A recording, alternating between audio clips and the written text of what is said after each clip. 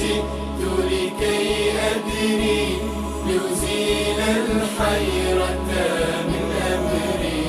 فهنا علم وهنا نور وهنا منبع كل الفكر. نهر من فقه يتجلى بعقيدة صدق في صدري. لبيك أتيتك في لهف لسؤالك يا أهل الذكر. لسؤالك يا أهل الذكر. لسؤالي جئت لكي أدري.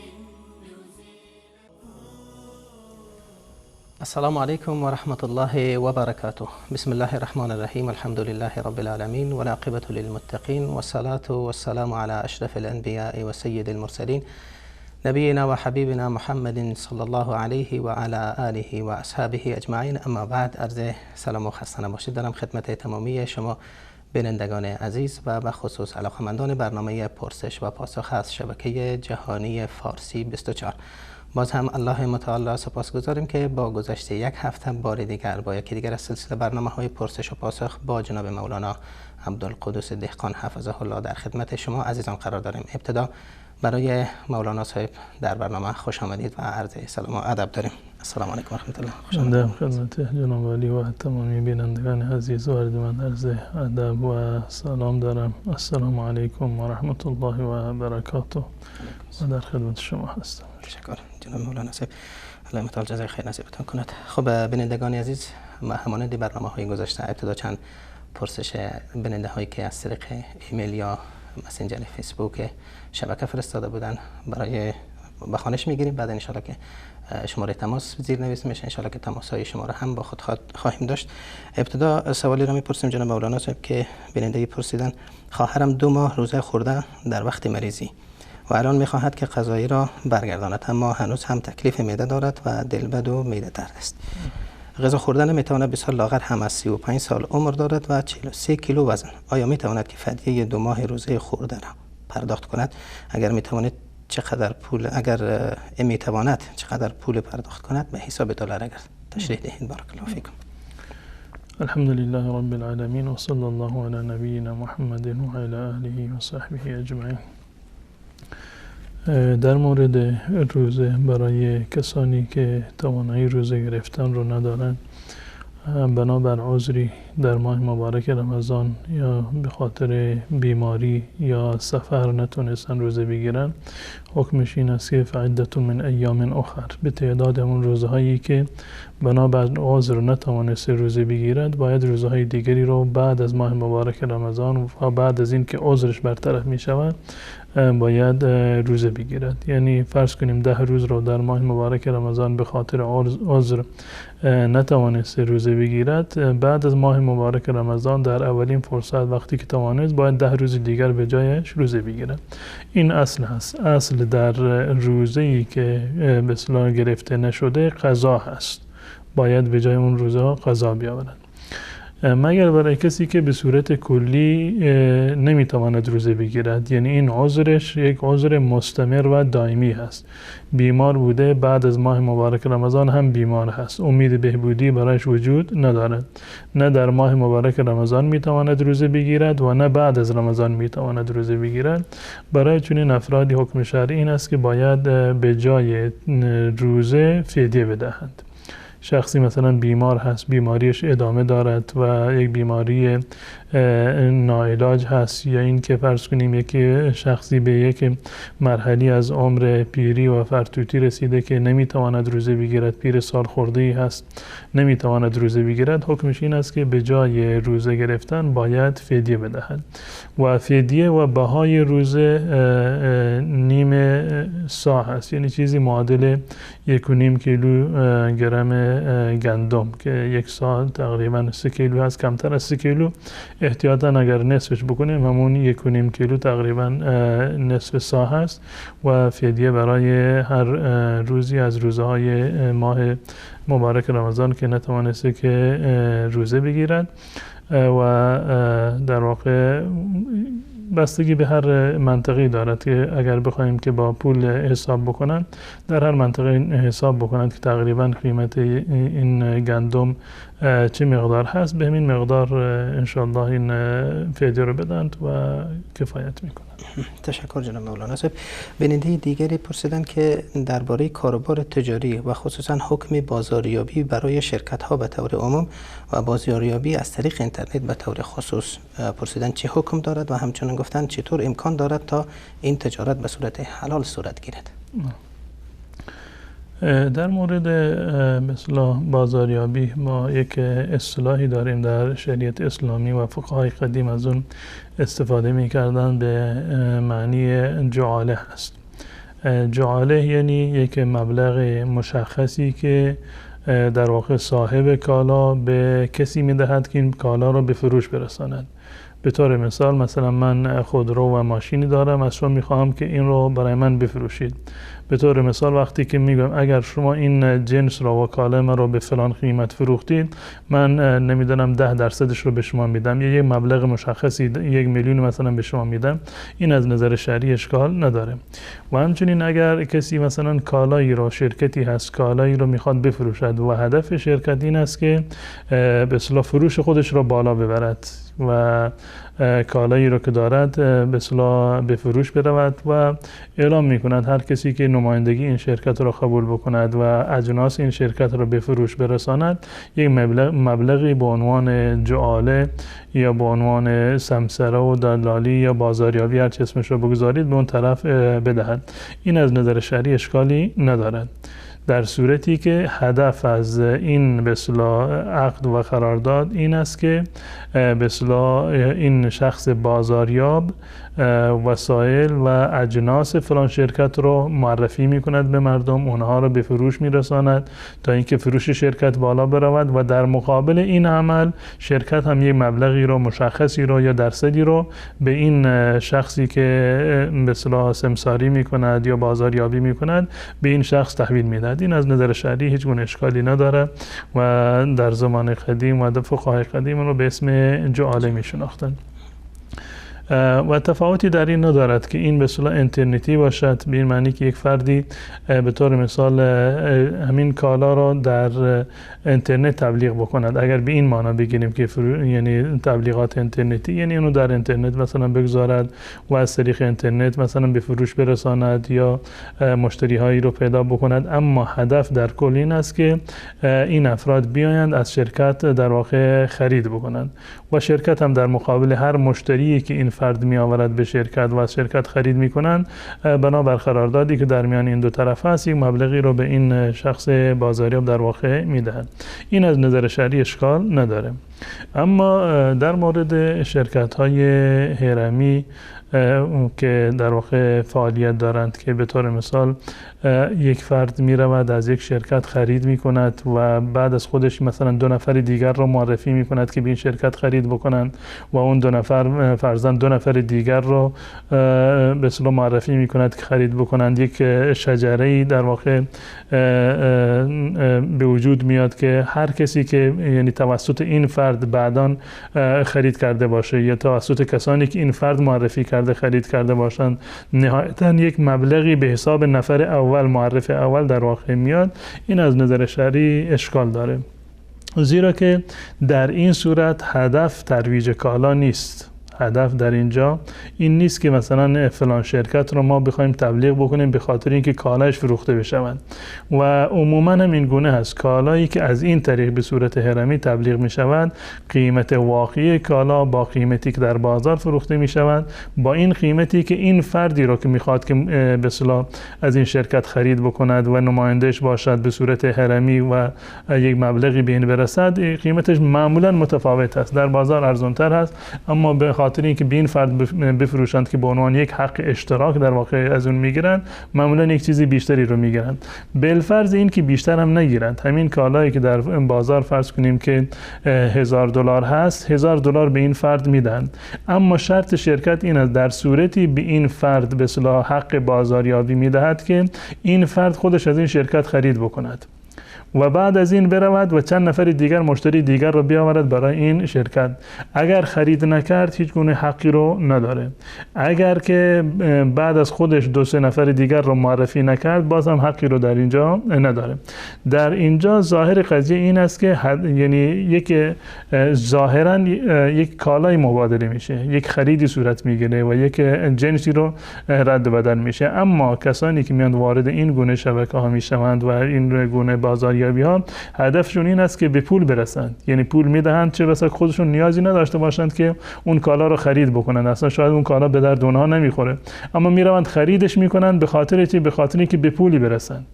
و هدف از این خرید و هدف از این بازاریابی این نیست که این کالا در میان مردم تقسیم بشود و پخش بشود. هدف این است که این فرد برود اولا یک به اصطلاح حق اشتراکی رو بدهد، پولی رو بدهد و این بهانه این حق اشتراک و پول دادن این است که باید کالایی رو خرید بکند و حتما باید 2 نفر دیگر رو بعداً معرفی بکند و نفرات دیگر دوباره 2 نفر هر کسی معرفی میکند که یک سهم مشخص و درصد مشخصی به این فرد اولی و معرف اولی میرسند. این در واقع یک نوع قمار و ربا شمرده می شود و هدف چون که به اصطلاح دست آوردن پول هست. شما خریدی کردید نه به خاطر این که به این کالا نیاز دارید، بلکه خرید رو انجام دادید به خاطر این که امتیاز بگیرید و چند نفر دیگر رو معرفی بکنید و در مقابل پولی که برای این کالا دادید پول دیگری رو شما در واقع دریافت بکنید. این از نظر شرعی اشکال داره.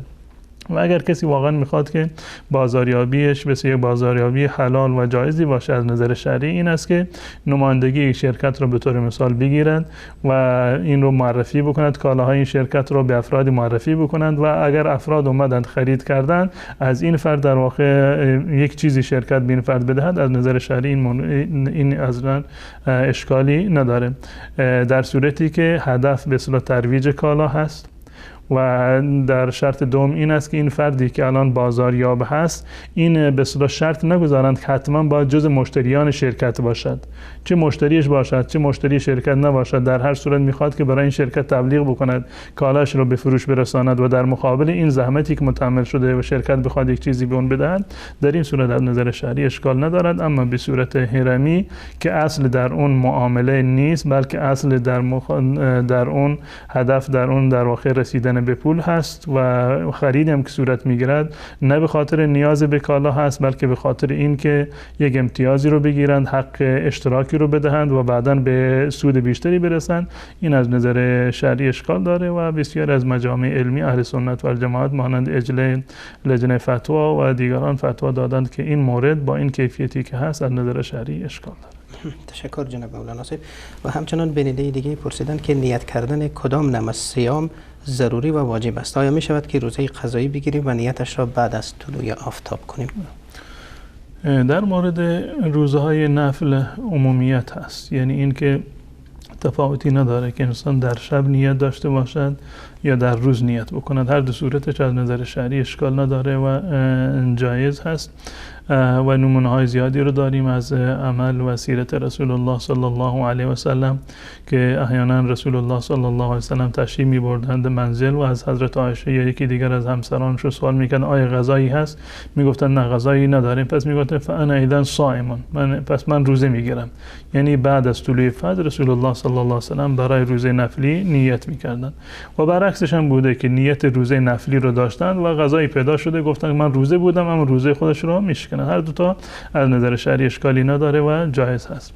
اما در مورد روزه های فرض مانند ماه مبارک رمضان و روزه ای که جایگزین روزه فرض هست مانند روزه های قضایی، یعنی روزه فرض و روزه های قضای فرض، از نظر شرعی و رأی جمهور اهل سنت و الجماعت و مذاهب اسلامی بر این است که حتما باید در شب نیت بگیرد و نیت روزه فردا را داشته باشد. اگر در شب هیچ گونه نیتی رو نداشت و فرداش تصمیم گرفت که روزه رمضان رو مثلا روزه بگیرد یا روزه قضایی رو روزه بگیرید، این از نظر شرعی درست نیست.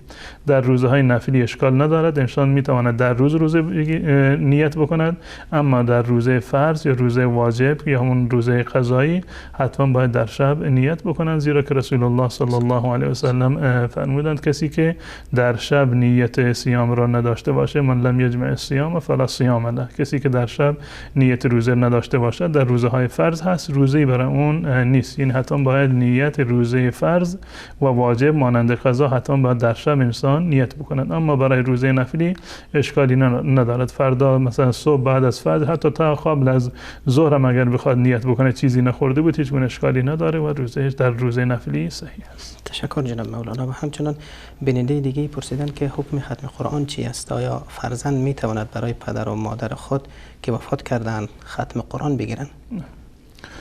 در مورد ختم قرآن یا به صورت کلی تلاوت قرآن برای مردگان دلیلی از سیرت رسول الله صلی الله علیه و سلم ما نداریم.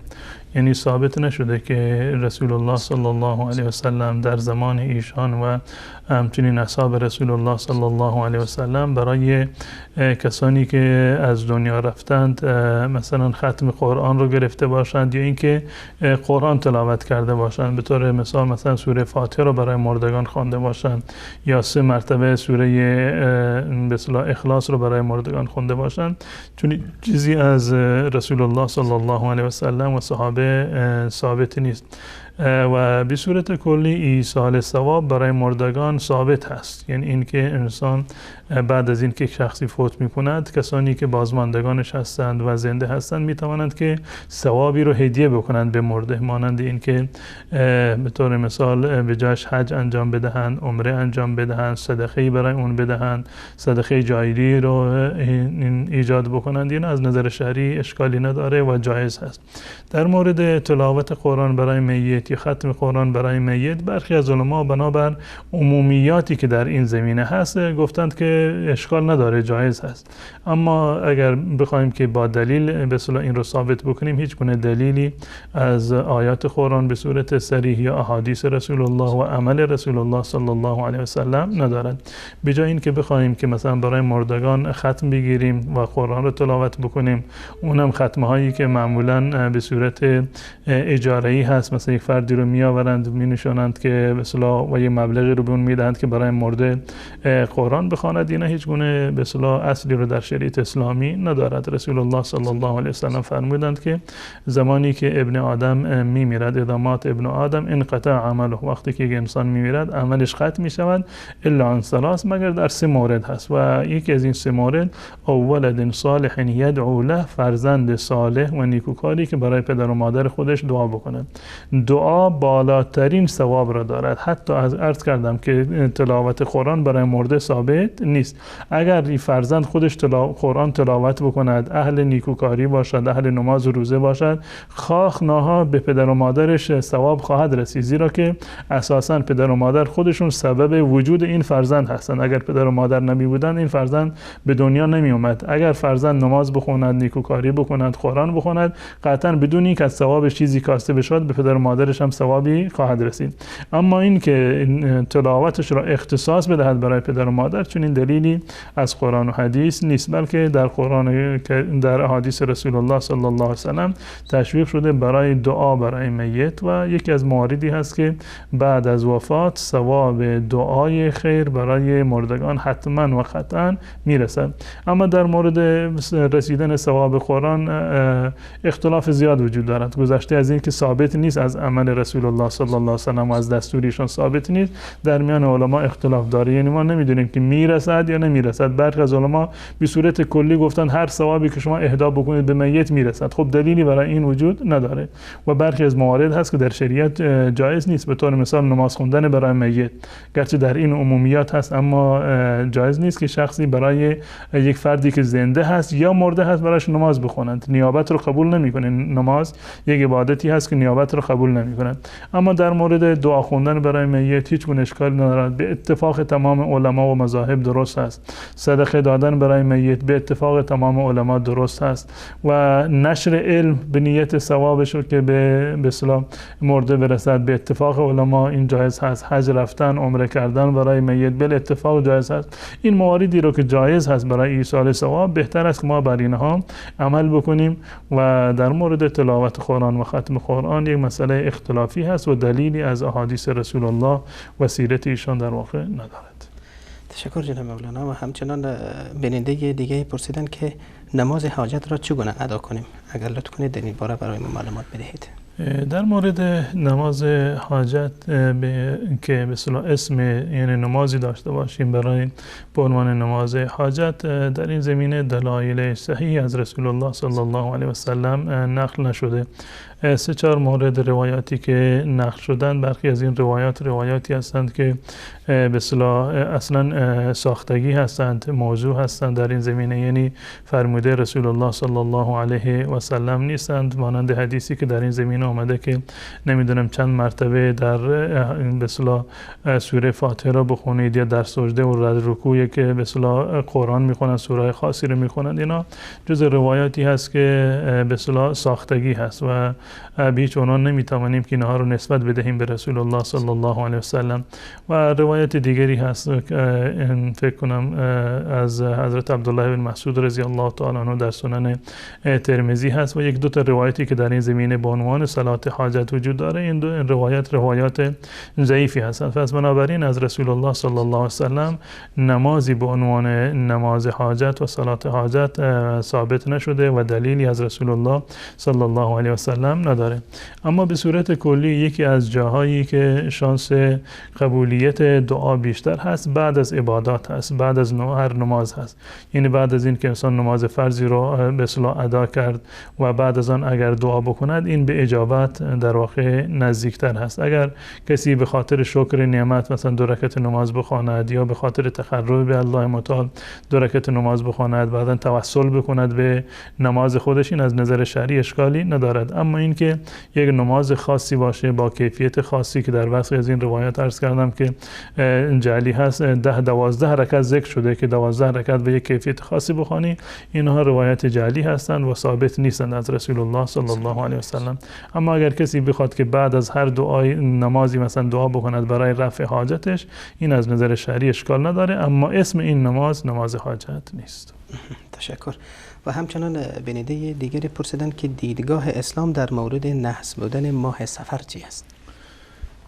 در مورد به اصطلاح نحوست ما چیزی رو نداریم که یعنی در ایام و ماه‌های سال اون را مثلا نحس بدانیم یا نحس بودنش ثابت شده باشد از قرآن و احادیث رسول الله صلی الله علیه و سلم، که بعضی از مردم برخی از ایام هفته را یا برخی از ایام ماه را مانند نمیدونم 13 را یا برخی از ماه ها را مثلا نحس میدونن، چون این هیچ گونه دلیلی در این زمینه در واقع نیومده و بسیار از این گونه موارد در واقع ساخته و پرداخته افراد بدعت گذار هست. به طور مثال یعنی برای نحس بودن مثلا میگویند که نکاح کردن، ازدواج کردن مثلا در ماه محرم نحس هست یا اینکه حرام هست، در صورتی که هیچ گونه دلیلی در این زمینه به اصطلاح وجود نداره. صحابه و پیامبر و بقیه یعنی بدون اینکه تفکیک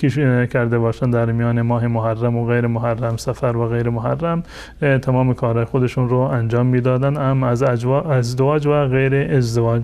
در مورد ماه سفر بنابر برخی از تعابیری که در احادیث رسول الله صلی الله علیه و سلم آمده، برخی از به اصطلاح افراد در زمان جاهلیت ماه سفر رو نحس میدونستند. یک حکم بود در قبل از اسلام بوده، در زمان جاهلیت بوده. وقتی که رسول الله صلی الله علیه و سلم این مورد رو اطلاع پیدا کردند، این رو صراحتا اعلام کردند که لا عدوا ولا طیارة ولا هامة ولا سفر، که برخی از علما نظرشون بر این است که ولا سفر که رسول الله صلی الله علیه و سلم که سفر نحوستی ندارد یا سفری در کار نیست به عنوان اینکه نحس باشه، هدف همین ماه سفر هست و هیچ گونه نحوستی رو نه ماه سفر دارد و نه ماه دیگر و نه ایام هفته و ماهای سال هیچ کدام نحوستی رو ندارند و انجام عبادت و انجام کارهای شخصی در تمام ایام سال و روزهای هفته از نظر شرعی هیچ گونه نحوستی رو نداره و در تمام ایام به اصطلاح برابر هست، به جز ایامی که در اون ایام فضیلتی بیشتری دارن. ایامی رو داریم که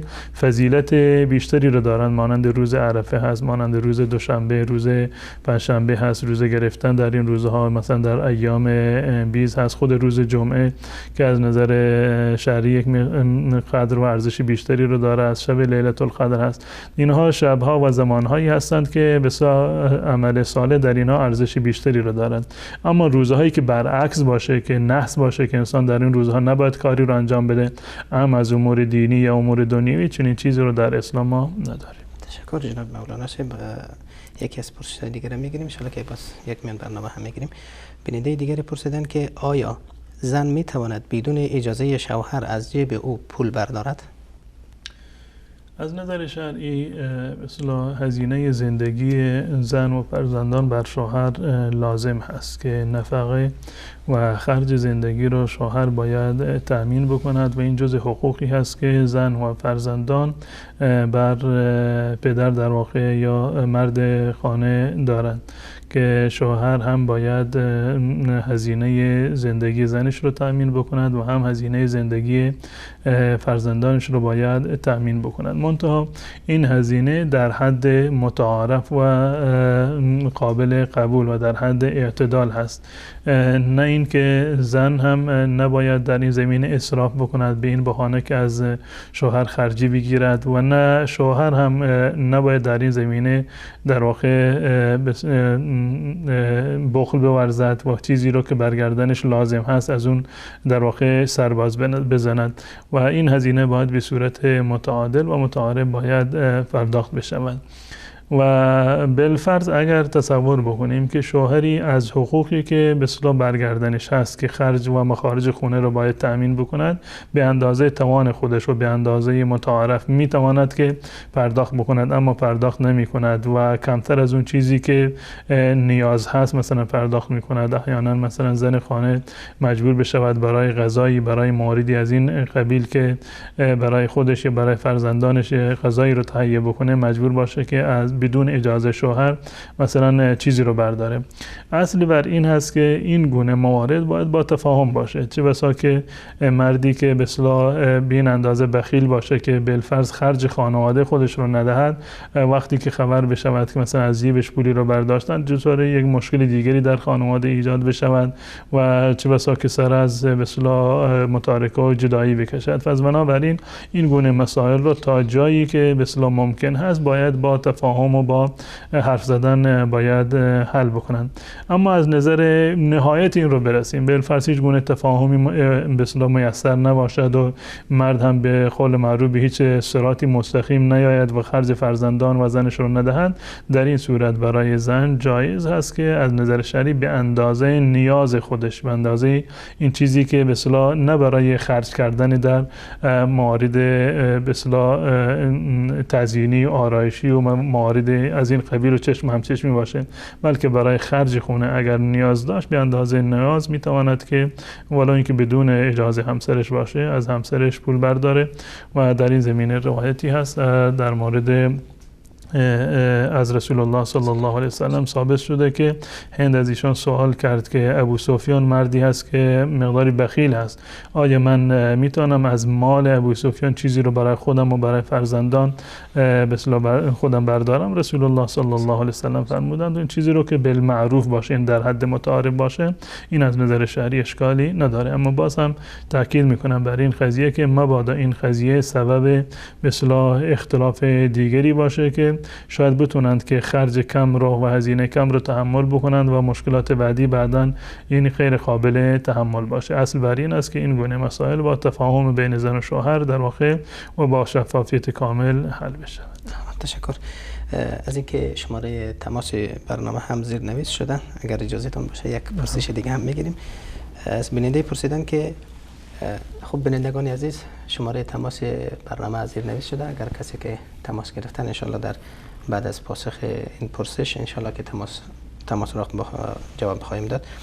بیننده پرسیدن که قبلا شیعه بودن و میخواهم موحد شم، آیا برای موحد شدن توبه لازم است؟ خود این که ایشون بخواهند که موحد بشوند خود این به معنی توبه هست، یعنی توبه چیزی غیر از این نیست. کسی به طور مثال قبل از این دچار یک سری مسائل شرک آلودی شده مثل قبر و پیر و زیارت میرفته، اعتقادات شرک‌آمیزی رو قبلا داشته، الان از گذشته خودش پشیمان هست و میخواهد که از این به بعد موحد باشد. خود این به معنی توبه هست اساساً، یعنی موحد شدن و در واقع یک نوع توبه از گذشته ای هست که در واقع همراه با شرک و بدعات و موارد شرک آمیز بوده. خود همین که به اصطلاح انسان توبه بکند یا اینکه کسی به صورت کلی مسلمان نبوده تازه مسلمان بشود، کسی موحد نبوده به این معنی که مشرک بوده یا اعمال شرک آمیزی رو قبلا انجام میداده و الان از گذشته خودش پشیمان هست و میخواد موحد بشود، این در واقع به معنی توبه هست. و موحد شدن، مسلمان شدن و توبه کردن، این گونه موارد سبب میشوند که الله متعال گذشته انسان را کاملا معاف بکنه.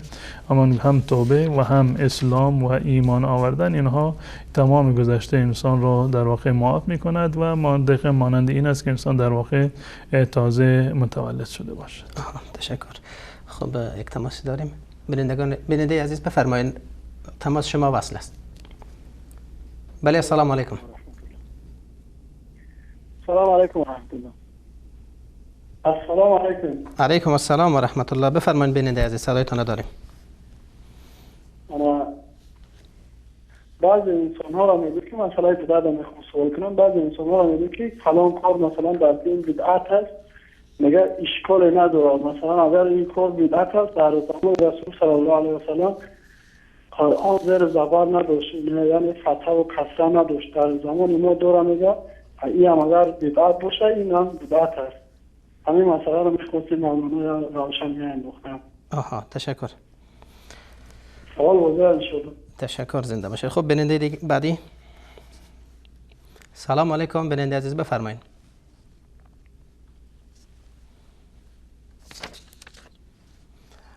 بله بیننده عزیز، تماس شما وصل است، بفرمایید.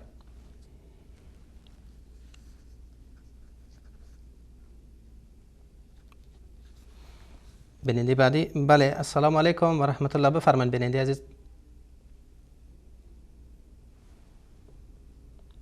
بله، السلام علیکم بیننده عزیز، تماس شما وصل است، بفرمایید.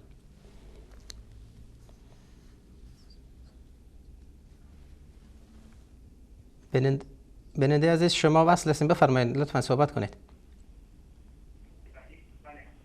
الو. بله، السلام علیکم. صدای تلویزیون خود را پایین آورده، صحبت کنید ان شاء الله. سلام علیکم و رحمت الله و برکاته. علیکم السلام و رحمت الله. استاد دو سوال داشتم درباره نماز تحیه وضو و تحیه مسجد. همین بعد از عصر خوندن ممکن است؟ نماز حدیث است که بعد عصر نماز نیست. درباره همین دو نماز مفصل جواب بدید ان شاء الله. دیگه پرسش نداری؟ رحمت خدا تو باشه. تشکر. خب بیننده بعدی. سلام علیکم بیننده عزیز، بفرمایید. سلام علیکم بیننده عزیز، بفرمایید، شما وصل هستین.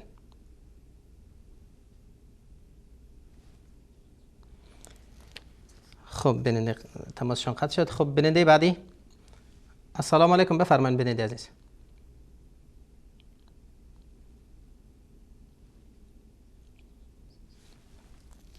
خب ظاهرا مشکلی در تماس ها وجود داره.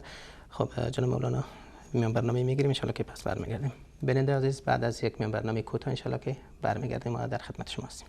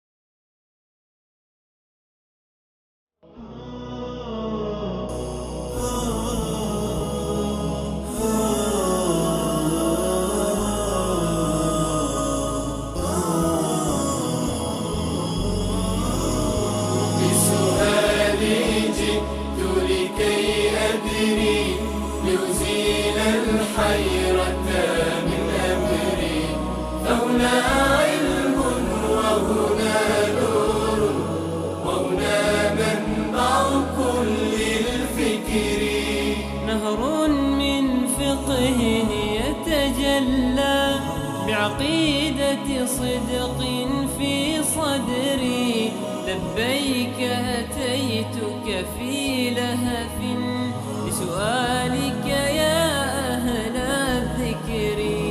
لسؤالك يا أهل الذكر، لسؤالي جئت لكي أدري.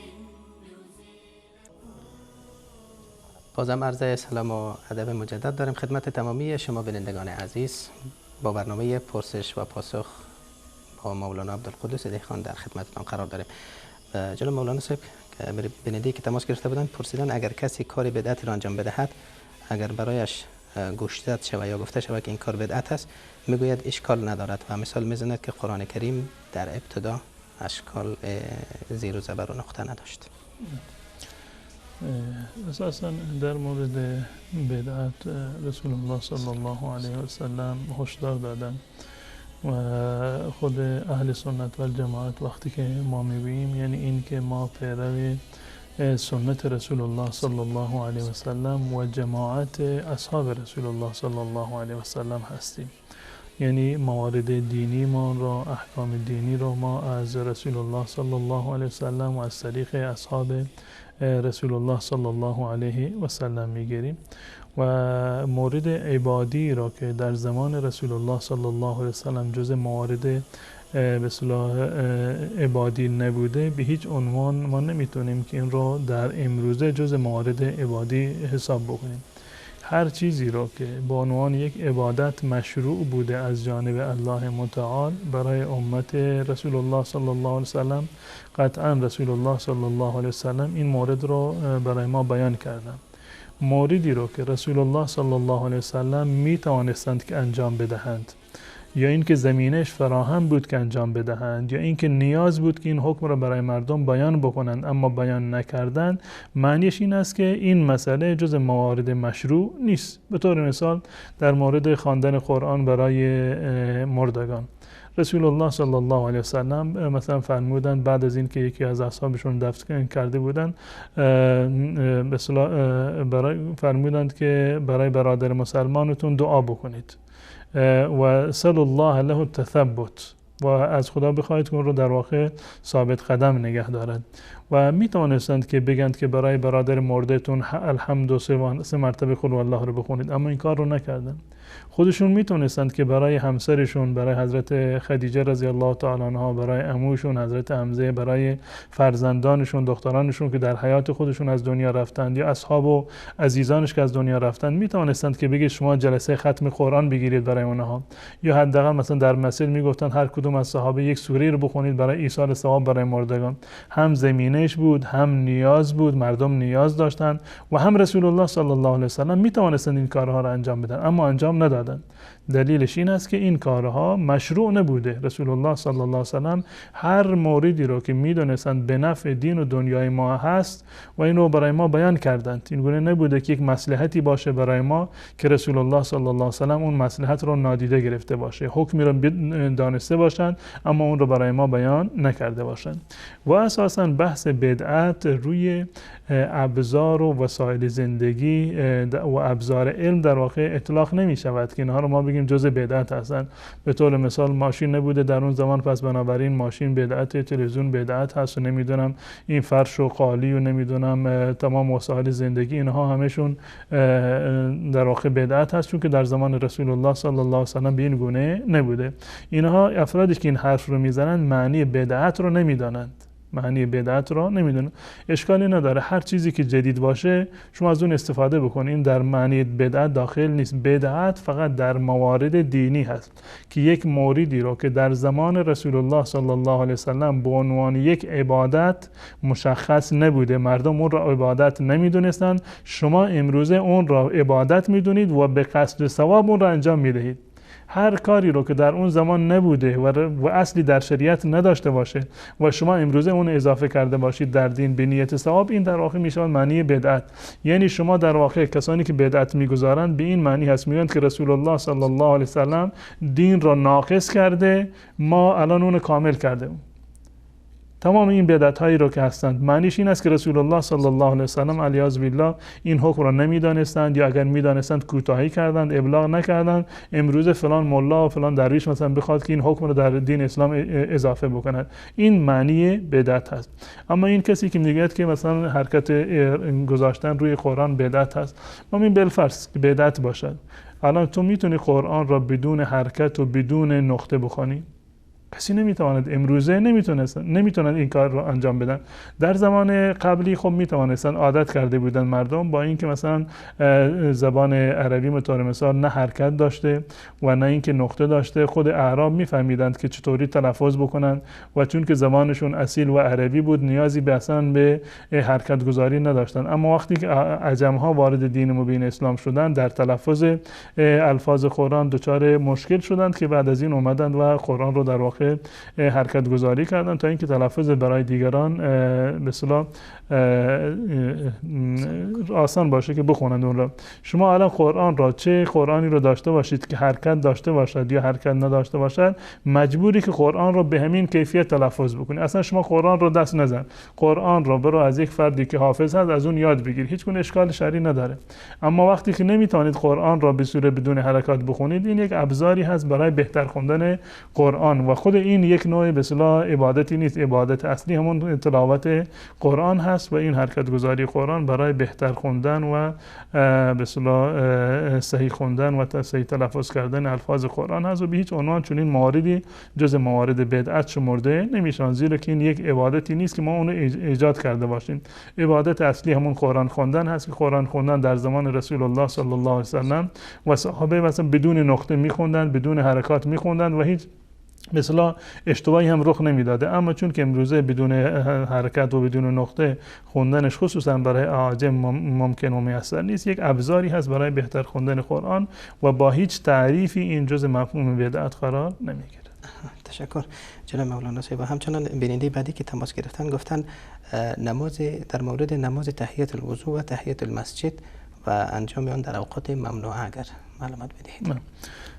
در مورد هم تحیت الوضو و هم تحیت به اصطلاح مسجد یا سنت وضو و سنت ورود به مسجد فضایل زیادی اومده و جز مواردی هست که متاسفانه بسیاری از مردم اینها را نادیده میگیرند، در صورتی که رسول الله صلی الله علیه و سلم در مورد وضو حضرت عثمان رضی الله تعالی وقتی که وضو گرفتن وضو را آموزش دادند و در آخر گفتند که رسول الله صلی الله علیه و سلم رو من دیدم اینجوری وضو گرفتند و رسول الله صلی الله علیه و سلم فرمودند من توضأ مثل وضوء هذا ثم صلى ركعتين لا يحدث فيهما نفسه غفر له ما تقدم من ذنبه. هر کسی که این گونه مثل من وضو بگیرد و بعد از آن 2 رکعت نماز بخواند که در اون 2 رکعت نماز حضور قلب داشته باشد، الله تعالی گناهان گذشته اون رو معاف میکند. یک فضیلت بسیار بزرگ و عظیمی هست. و همچنین در مورد نماز تحیت المسجد رسول الله صلی الله علیه و سلم بسیار تاکید کردند و فرمودند که اذا دخل احدكم المسجد فلا يجلس حتى يركع ركعتين. وقتی که وارد مسجد شدید هیچ کس از شما نباید بنشیند مگر اینکه قبل از آن 2 رکعت نماز تحیت المسجد رو در واقع بخواند، که بنابر این روایت و روایات دیگری بسیار از علما معتقد بر این هستند که تحیت المسجد جز نمازهای واجب هست، گرچه رأی و نظر جمهور این است که این جز نمازهای سنت است. هم تحیت الوضو سنت وضو و هم سنت به اصطلاح دخول مسجد جز نمازهای سنت هستند. به صورت کلی اوقاتی رو که رسول الله صلی الله علیه و سلم منع کردند از خوندن نماز 5 وقت هستند. 3 وقتشون به اصطلاح اوقاتی هستند که به اصطلاح حرمتش مؤکد هست و دقیقاً هنگام طلوع آفتاب و دقیقاً هنگام استوا و هنگام غروب آفتاب. این 3 مواردی هستند که رسول الله صلی الله علیه و سلم منع کردند. 3 اوقات نهانا رسول الله صلی الله علیه و سلم ان نصلی فیهن و ان نقبر فیهن موتانا. در این 3 وقت رسول الله صلی الله علیه و سلم ما رو نهی کردند که نماز بخونیم یا اینکه در این وقت مردگان خودمون را دفن بکنیم، که منظور همون نماز به اصطلاح جنازه هست. و غیر از این اوقات بعد از نماز فجر هست تا طلوع آفتاب و بعد از عصر تا وقت وقت مغرب که این دو مورد هم مثلا جز اوقات مکروهی هستند، منتها کراهتشون در واقع کمتر از اون سه مورد قبلی هست. و در این مورد که نمازهایی رو که سنت هستند، آیا ما میتونیم در اوقات مکروه نماز سنت رو بخوانیم یا اینکه نخونیم؟ رأی و نظر به اصطلاح راجح و قول راجح در این زمین این است که خواندن نماز در اوقات مکروه، یعنی در بعد از نماز فجر یا بعد از نماز عصر تا مغرب، اگر کسی وضو گرفت یا کسی مثلا وارد مسجد شد، از نظر شرعی هیچ گونه اشکالی نداره که انسان در این موقع در واقع دو رکعت سنت وضو یا سنت مسجد رو بخواند. و این نمازها در واقع علما تفکیک قائل شدن بین نمازهای مطلق، نمازهایی که مطلق هستند هیچ سببی رو ندارند، و نمازهایی که ذوات الاسباب هستند. ذوات الاسباب هستند به این معنی که به یک چیزی نسبت داده میشن. مثلا شما دو رکعت نماز میخونید، به چی بهانه‌ای؟ به بهانه وضو گرفتن، یعنی سبب این دو رکعت تحیت الوضو وضو گرفتن هست. اگر وضو نمی گرفتید نیازی نبود که دو رکعت سنت رو بخونید، اگر وارد مسجد نمی شدید نیازی نبود که دو رکعت سنت رو بخونید. یعنی این نمازهای ذوات الاسباب هستند، یک سببی برای خوندنش هست، ورود به مسجد یا وضو گرفتن هست. علما نظرشون بر این است که خوندن نمازهای ذوات الاسباب، سنت هایی که سبب دارند، در واقع اینا حتی در اوقات مکروه بعد از نماز فجر یا بعد از نماز عصر تا مغرب، اینا هیچ گونه اشکال شرعی ندارد و جایز هست. انسان میتواند که نمازها را بخواند و عملا از احادیث رسول الله صلی الله علیه وسلم اینی ثابت شده. به طور مثالی که از مواردی که مکروه است تحیت المسجد در هنگام خطبه، مثلا که حکم شرعی است که انسان باید به خطبه گوش بدن، اما ثابت شده که رسول الله صلی الله علیه وسلم دستور دادن برخی از اصحابشون را. حدیث معروف سلیک قطوانی هست که رسول الله صلی الله علیه وسلم فرمودند بلند شد دو رکعت نماز را بخونه. در مورد سنت قضا شده نماز فجر که رسول الله صلی الله علیه وسلم تأیید کردند که بعد از نماز فجر و قبل از طلوع آفتاب خوانده بشود. بنابر این روایات هست که علما نظرشون بر این است که اگر نماز سبب داشته باشد اشکال ندارد، انسان میتواند که نماز ذوات الاسباب را حتی در اوقات مکروه بخواند. اما نمازی رو که نفل مطلق هست، مانند کسی میخواد که به نماز عصر را خونده، الان مثلا تشویق شده الان میخواد که دو رکعت نماز سنت بخونه، در مسجد نشسته میخواد دو رکعت 4 رکعت نماز دیگر بخونه، به این فرد میگیم که نه، جایز نیست که شما در این وقت نماز بخونید، زیرا که این نماز یک نمازی هست که به قول معروف خودجوش خودت میخوای نماز بخونی، سببی نداره، سببش وضو گرفتن یا دخول به مسجد در واقع یا نماز قضایی نیست، بدون سبب هست. پس بنابراین خواندن نماز بدون سبب در اوقات مکروه جایز نیست. اما نمازی که ذوات الاسباب هست از نظر شرعی بنابر قول راجح و دلایلی که عرض کردم اشکال شرعی ندارد. تشکر جناب مولانا صاحب. و همچنان بیننده دیگری نوشتن که چرا پیامبر صلی الله علیه و سلم با ام المؤمنین در سن 9 سالگی ازدواج کردند؟ در مورد به اصطلاح یعنی تعیین سن ازدواج که حضرت عایشه رضی الله تعالی عنها 9 سال داشتند یا بیشتر از این داشتند، اختلاف به اصطلاح در میان سیره‌نگاران وجود داره که برخی معتقد هستند که این حتی تا سن 18 سالگی رو هم برایشون در واقع ذکر کردن. از این مسئله که بگذاریم، به صورت کلی در زمان جاهلیت یا در زمان صدر اسلام، حتی تا یعنی همین مثلا شاید 50-60 سال قبل، مثلا سن ازدواج بسیار پایین بوده و این یک چیزی بوده که در عرف جامعه به اصطلاح قابل پذیرش بوده. مردم این رو یعنی هیچ گونه نجایی برای اشکالی داشته و عموما هم مردم یعنی زود ازدواج میکردن، هم دختر و هم پسر در واقع بعد از این که بالغ میشدند ازدواج میکردن و معمولا در بعضی از جاها یعنی حتی در سن 9 سالگی، یعنی حتی امروزه هم یعنی بسیار زیادند کسانی که در سن 9 سالگی در واقع به بلوغ میرسند و وقتی که یعنی انسان به سن بلوغ رسید یعنی وقت ازدواجش در واقع رسیده میتواند ازدواج بکند.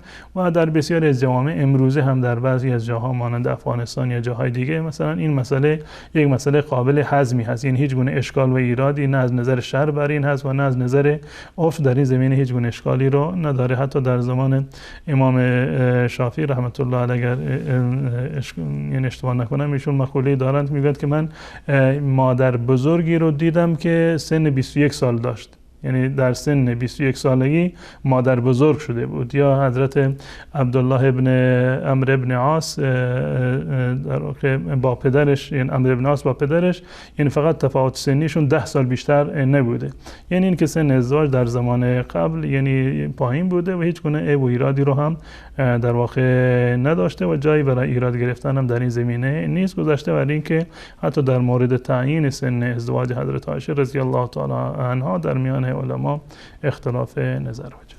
تشکر جناب مولانا. و همچنان بیننده دیگه نوشتن که گرفتن موهای بدن چه حکم دارد و بعضی از مردها موهای روی سینه یا شانه های خود را میگیرند.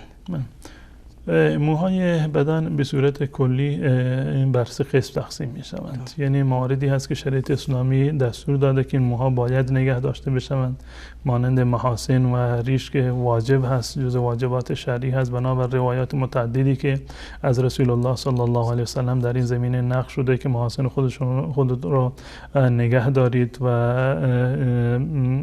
رها بکنید. یعنی این جز موارد واجب هست که امر شده در این زمینه. و موهایی در بدن هستند که از نظر شرعی باید زدوده بشوند و تراشیده بشوند، مانند موهای زیر ناف و موهای زیر بغل هست که رسول الله صلی الله علیه وسلم اینا را جزء خصال فطرت و نشانه های اسلام و اعمال اسلامی اینها رو معرفی کرده در روایتی که رسول الله صلی الله علیه وسلم میفرمایند 10 من الفطره، که گرفتن موی زیر ناف و در واقع موی زیر بغل هست. اینا دو طرف قضیه هست و موارد دیگر جز مواردی هستند که جایز و حلال است. به طور مثال گرفتن موی سر جایز و حلال، هیچ گونه اشکالی نداره. و بقیه جاهای بدن، یعنی موی سینه باشه، موی کمر باشه، موی دست و پا باشه، گرفتنشون برای مرد و زن از نظر شرعی هیچ گونه اشکال و ممانعتی رو نداره و گناه نیست. تشکر جناب مولانا صاحب. همچنان بیننده دیگه نوشتن که در مورد نماز وتر توضیح دهید که نماز وتر 1 رکعت است، 3 رکعت است، چند رکعت خوانده شود؟ در مورد نماز وتر از رسول الله صلی الله علیه وسلم صورت‌های متعددی در واقع نقل شده که حداقل آن 1 رکعت هست که رسول الله صلی الله علیه وسلم فرمودند که صلات اللیل مثنی مثنی، نماز شب 2 رکعت 2 رکعت هست. و در آخر فرمودند اگر کسی از شما ترسید که فجر در واقع طلوع بکنه، صلی رکعتا، 1 رکعت دیگر بخواند که نمازش رو وتر میکند. یعنی 1 رکعت رو نماز وتر از رسول الله صلی الله علیه وسلم به این گونه و از دستوریشان در واقع ثابت است. حداقل وتر 1 رکعت است که در مذهب امام شافعی و در مذهب امام احمد ابن حنبل رحمت الله علیه بر این عمل می شود. و حد اقل کمالش یعنی حد اقل کمال 3 رکعت هست. یعنی عمومی ترین چیزی که در میان مذاهب اهل سنت وجود داره همون 3 رکعت نماز وتر هست که کاملتر از 1 رکعت نماز وتر هست. منتها اگر کسی به خاطر ضیق وقت مثلا مجبور بود فقط 1 رکعت نماز وتر بخونه، قبل از فجر بود و فقط به اندازه 1 رکعت نماز وقت داشت، از نظر شرعی اشکال ندارد، میتواند که 1 رکعت نماز وتر را بخواند. اما اولاتر و بهترش و در اکثر روایت هم اومده به صورت 3 رکعت اومده که 3 رکعت وتر باشه. 5 رکعت هم وارد شده، 7 رکعت هم وارد شده، 9 رکعت هم وارد شده. تمام این صورت ها از رسول الله صلی الله علیه وسلم و از روایاتی که از ایشان نقل شده ثابت هست و معمول ترینش و حد اقل درجه کمالش همون 3 رکعت هست که 3 رکعت هم به 2 کیفیت خونده می شود. یعنی 3 رکعت با 1 سلام و 1 تحیات خونده بشود، یا اینکه با 2 سلام و 2 تحیات خونده بشود. یعنی اینکه 2 رکعت خونده بشود و بعد از آن سلام گفته بشود و 1 رکعت دیگر جداگانه خونده بشود. این روش هم درست است. یا اینکه 3 رکعت را یک جا هم بخونند، باز هم از نظر شرعی اشکالی نداره. و اون چیزی که از احادیث رسول الله صلی الله علیه وسلم ثابت هست 3 رکعت با 1 سلام و 1 تحیات هست. و در مذهب امام ابو حنیفه رحمت الله علیه بنابر روایتی که در این زمینه وجود داره و قیاس بر نماز مغرب، اینو گفتند که 3 رکعت به صورت نماز مغرب با 2 تحیات هم در واقع در مذهب امام ابو حنیفه است. اما درست‌تر و صحیح‌ترش همون 3 رکعت با 1 سلام است. تشکر جناب مولانا صاحب. یک پرسش به طور پرسش آخری میپرسیم و 2 دقیقه، کمتر از 2 دقیقه وقت داریم. آیا گرفتن مهریه از نظر اسلامی جایز است؟ بله هیچ گونه اشکال شرعی ندارد. مهریه جز حقوقی هست که به اصطلاح در آیات قرآن کریم و در احادیث رسول الله صلی الله علیه وسلم برای زن به اصطلاح تعیین شده و هر مقدار مهریه ای را که زن و شوهر با هم دیگر توافق بکنند از نظر شرعی هیچ گونه اشکالی نداره و حق زن هست و نه تنها این که به اصطلاح حق زن هست و جایز هست بلکه واجب هم هست که حتما در ازدواج باید مهریه باشد. ازدواج بدون مهریه درست نیست و الله متعال میفرماید و آتوا النساء صدقاتهن نحله. نحله به معنی فریضه هست. این یک فریضه و فرضی از جانب الله متعال که دستور داده که مهریه زنان را برای زنان بعد از عقد نکاح یا به مناسبت عقد نکاح باید پرداخت بکنند. تشکر جناب مولانا صاحب و سپاس از اینکه در این هفته در برنامه با ما بودین و در خدمت بیننده ها. جزاکم الله خیرا. خب بینندگان عزیز، این بود برنامه این هفته که خدمت حضورتان تقدیم گردید. تا هفته بعد که باز هم با برنامه دیگری در خدمتتان قرار خواهیم گرفت. شما را به الله متعال میسپاریم. الله یار و مددگار همه تان باد. السلام علیکم و رحمت الله و برکاته.